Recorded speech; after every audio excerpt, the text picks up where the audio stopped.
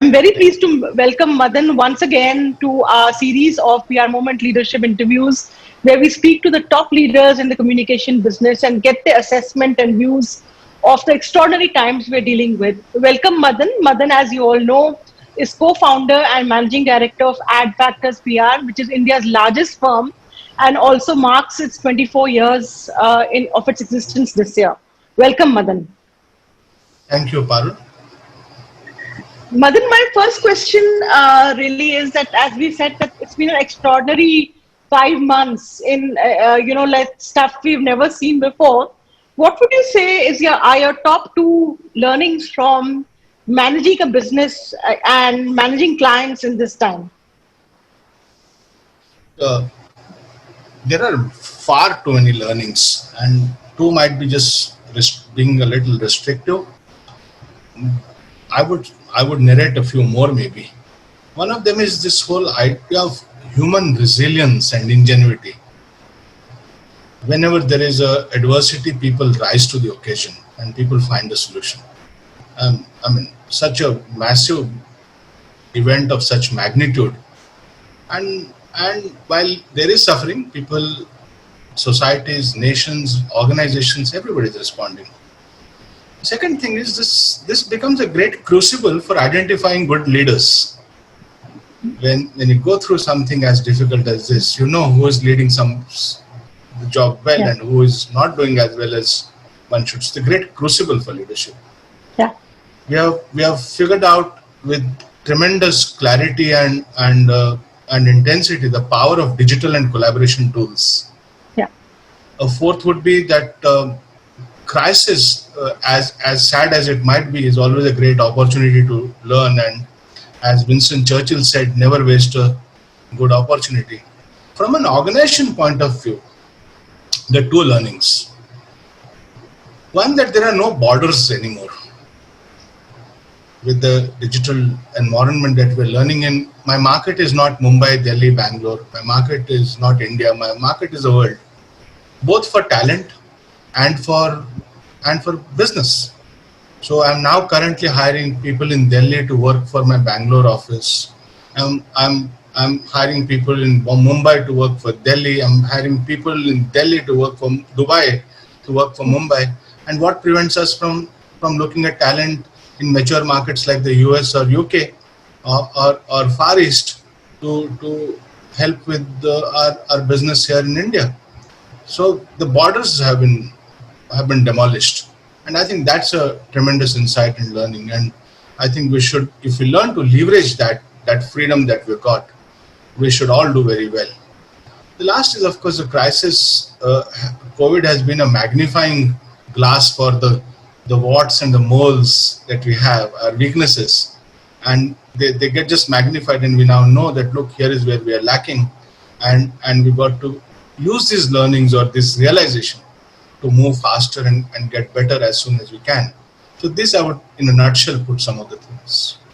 That's actually very, very, very, very nicely put in a nutshell.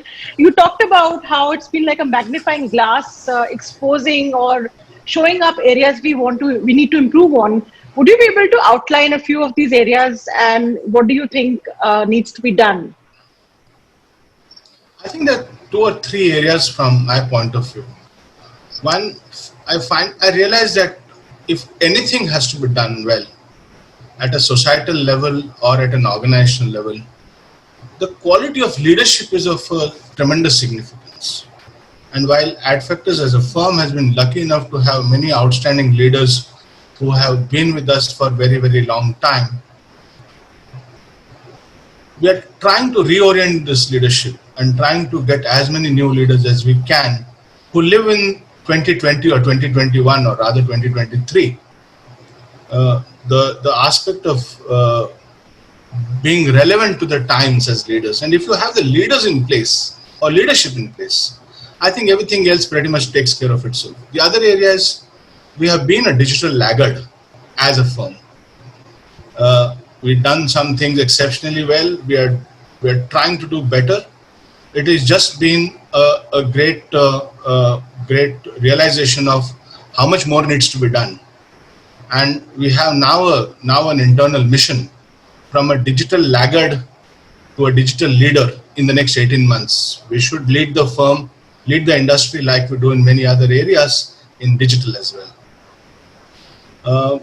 I think these are two important things. The third, there is one more realization that the needs and requirements or expectations from PR would change post-COVID. And instead of serving BAU, business as usual, or remaining at an operational level with clients, we'll have to help them with strategic issues and challenges. And how to reorient an entire organization or large parts of the organization to think like that and work like that, I think is an important priority. Though these are very deep structural, changes that you're talking about. In your assessment, do you think it will take a generation of PR professionals to adjust to that, or you really can't wait for that? You just have to. No, you cannot wait for that, and the market needs are not 10 years away. They were yesterday actually. Yeah. They are today and they are tomorrow.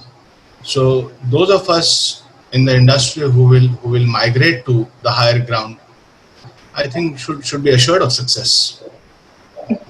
There is from a lot of PR firms, there is constant talk, especially the mid-size and the boutique firms, that retainers are depressed, and a lot of clients have asked for a reduction in the retainer levels or want to move to a project-based system. In your views, how do you solve that problem, and has Adfactors also faced some of these issues?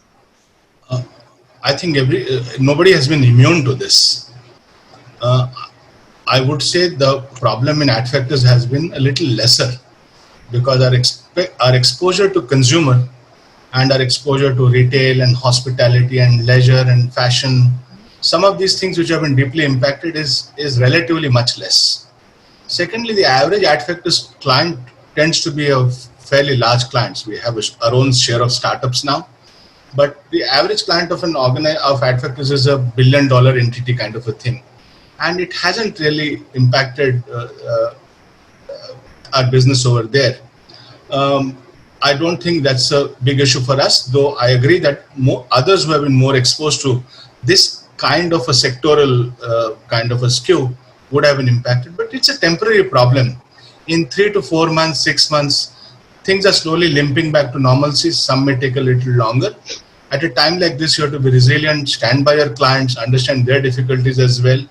And if you become a partner in a dark hour, you become a partner forever.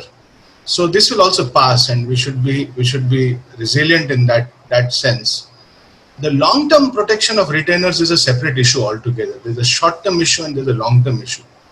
I think the industry is struggling because of it becoming a more like a commodity thing. It's the same wine in different bottles, only the label changes, and they're all talking pretty much the same thing. Digital and integrated and immersive experiences and storytelling, and while all these are important things to address in the business of public relations, my question is that all, or is there a higher ground that clients are expecting us to move up to help them in dealing with the new world order? So what is that higher ground? Is it high-level policy engagement? Is it reputation management at a different level altogether with the increased vulnerability of reputation and risk management for companies during COVID? Yeah, I think the risk paradigm has changed completely and we are now seeing risks or the intensity of risks, business risks, which were not existent earlier. Reputation risk is the mother of all business risks. A reputation risk is derived from there. Now, it can happen at the level of an organization. It can happen at the level of a brand. It can happen at the level of an individual or a CEO or a CXO. And how do organizations become the custodians of preemptively managing these reputations or shaping these reputations or narratives? And how do they deal with the situation should an organization or a brand be confronted with a adverse situation, is finally what will determine the men from the boys in the times to come. What is your take on, you mentioned that there is a bit of an improvement happening in the business sentiment. I do see a lot of brands, especially the consumer facing brands, being very a little bit more aggressive now, especially in the pre-Diwali run up to November. What is your assessment? Do you think that PR firms would also benefit from that improvement in sentiment? Whether it happens at scale in pre-Diwali, we don't know. Okay. But if you extend that horizon to maybe one more quarter, okay, because it is finally linked to a sense of safety that society must have. And I think the vaccination programs have been advanced quite significantly from earlier estimates of having a vaccine in 2021 end. We're now talking about 2020 end. The day the vaccine becomes a reality, and it should become a reality in the next 3, 4, 5 months, I think the demand will explode for every single category, because people have just kept themselves deprived for a whole year. Nobody has bought goods, nobody has bought clothes, people have not gone shopping, people haven't traveled. So when the demand comes back, it will come back with a vengeance. My sense is it's more the Jan, Feb, March, April kind of a time. So we'll have to endure this a little more, but it's coming back soon, certainly. And do you think this pent-up demand will just make up the shortfall, or will it actually carry on for? I know it's difficult to answer that question, but the problem with pent-up demand is then it runs out also. No, it will last out, and then it will find a normal level. So I think we will have a good fillip. The other thing is the critical nature of public relations as an industry itself. One, I think it hasn't suffered as much as advertising has, or anything promotional has. It has suffered less. At least those of us who are not completely into marketing PR, so to say, haven't had that big a dent in our business. So, given the critical nature of the business in an ever-changing, ever crisis-ridden world, will our need go down? I don't think so. I think it will go up. So we are quite bullish about the future. Madan, you've completed 24 years. This year Adfactors has been a 24 years long journey with its share of milestones, of ups and downs. Can you share with us, of course, what is happening now is a major, once in a lifetime challenge. But apart from that, could you share some of the major experiences you've had during these 24 years? So first we complete 23 years on the 5th of September. We'll get into the 24th. Okay. We have made some progress. We can say that we have made some progress. From maybe being the 9th or the 10th largest firm in 2003 or 4 in our early years, to becoming the largest firm in 2008 or 9. And as we acquired leadership on the strength of financial communications, all hell broke loose because the economic downturn, the global economic downturn came. And we had nearly a 30% dip at the beginning of the year in that period when that famous bank collapsed, Lehman Brothers collapsed. But even that year we had a growth year. We registered nearly 8% growth in that year. So there have been, these are milestones, and if you now take that crisis 11 years ago and in another one separated by these 2 years, I think one of the things that Adfactors has learned is to be resilient. Learn from this crisis, make amends, change the product, change the culture, change the mix, strengthen the leadership.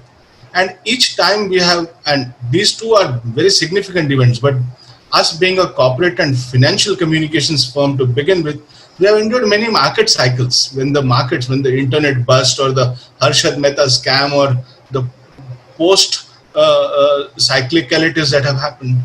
So I think the resilience that Adfactors has developed in dealing with adverse situations is quite good. And we even this year, we might hope to have a growth year this year. So these are some of the learnings. Milestones, if you say industry recognition, well, last 2 weeks ago, we were named as one of the Asia Pac firms of the decade by Provoke. We have been the financial agency of Asia Pac once or twice, the corporate agency of it, and at a global level as well. And it's not limited to one platform. So, but I don't take these awards or milestones too seriously. I think these are things that are fleeting moments to be enjoyed. You have a smile and you move forward. Because I'm always focused not on I don't drive by looking at the rear view mirror or looking sideways. The path ahead is full of challenges. It's almost a treacherous path. And I'm extremely focused, and my leadership is extremely focused on the future. And we hope to navigate these challenging times, I might say. So this is all I would say. So, given that your personal preference is to keep looking ahead, how do you manage the challenge of staying mindfulness to stay mindful as well in the current situation? Because that's some of the biggest challenges people are facing while working at home. Is how do you stay focused on the here and now, and yet make sure that you're focused on the future, given that every day is changing so swiftly? It's an interesting question. And I think to some extent, a response will have to be a very individual kind of a personal kind of a response. So I do some physical activity every day at home. I walk for nearly 10,000 steps almost every day, even within the confines of the home. You do yoga for 30, 40 minutes, 45 minutes every day, or 4-5 times in a week. But I think one technique that helps me is to sit still in solitude for about 15-20 minutes every day. Just reflect. And I mean, it's difficult to sit still, but you just keep watching your breath coming in and going out, or the fleeting nature of the thoughts. The mind keeps like a monkey jumping up and down all the time. And I think practiced over a period of time, preferably at the same time, at the same place, these things help develop mindfulness to deal with the day-to-day situations. That's actually a great tip. Very hard to do, but worth its weight in gold. If I think one can do that, you can still yourself long enough. That's actually extremely important. You mentioned people before, Madan, the challenges of developing leaders at a certain level.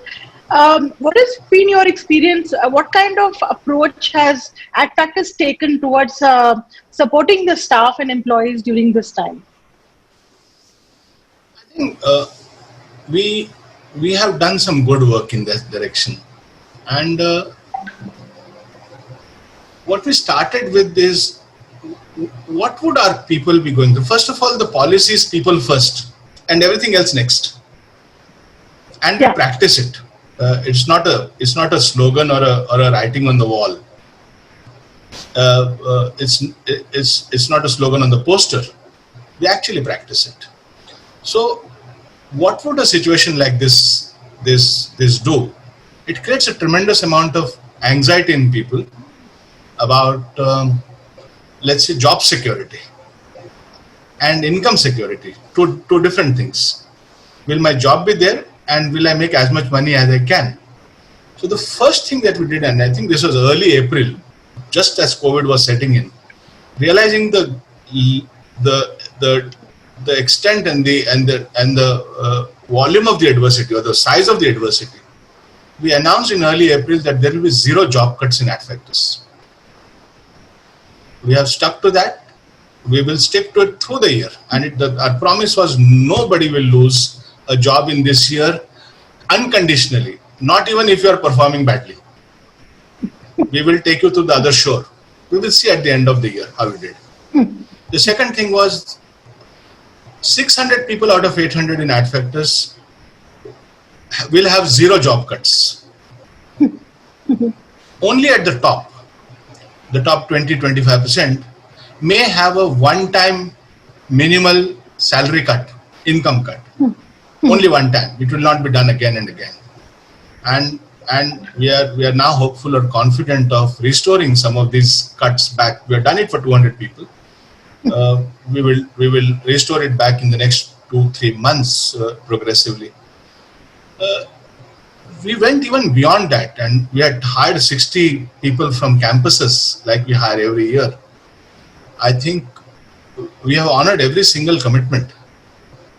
and all those people have joined Adfactors. We didn't want them to start their life with a sad experience in the industry. They had great aspirations and dreams. We didn't want the dreams to go sour. So we have honored our commitments there as well. So when you bring this kind of orientation to dealing with employees, rooted in reality, rooted in their real issues, I think you do well. As a result, what happened was our client satisfaction is at a peak, a sense of well-being internally is at a peak, and things are doing well. Of course, you go beyond that. And having addressed the core, we have yoga classes running online, we have a gym running online, we have a counselor online, we have a general practitioner online, we have a pulmonologist online for counseling if anybody needs it. We have learning and development programs running. So we are done as much as our imagination could allow us. I'm very fascinated by the fact that you have run counselor online. Is that for the first time that such an option was? The general practitioner was available in our office even earlier for years. But there are some people who stay alone when they migrate to different cities to work. And not many people may have used that facility. Because, see, most of the time that anxiety comes because of a fear of a job. Will my job be there? Yeah, exactly. When that fear is taken out, you just take out much of that anxiety and uncertainty. And then people are happy. Of course, you then empower them with recommendations, suggestions, deep level of engagement. So our HR talks to every single employee every month. I'm connected to hundreds of people. Every leader is connected to his team twice or thrice a day. So there's never a sense of loneliness or feeling insecure at any time. So we're not encountering that problem, but we did, for good reason, we did have a counselor also available on call. No, that is amazing and extremely far-sighted, because some few firms have taken the step, but there are still very few of them which have, at least in the PR market. There are just a few firms who've taken this step. One final question before we come to this end of this really fascinating conversation with you, Madan. You mentioned earlier about how you need to make a deep shift to the higher ground, to the higher level, to the more strategic level. And Adfactors, of course, even as recently as this month, has made certain board hires which are supposed to offer some of the strategic counsel for board level consultancy, and you already had some of these people before, but you've added to that. The whole challenge of doing this in as quickly as possible. How do you do that? You just simply hire from other sectors?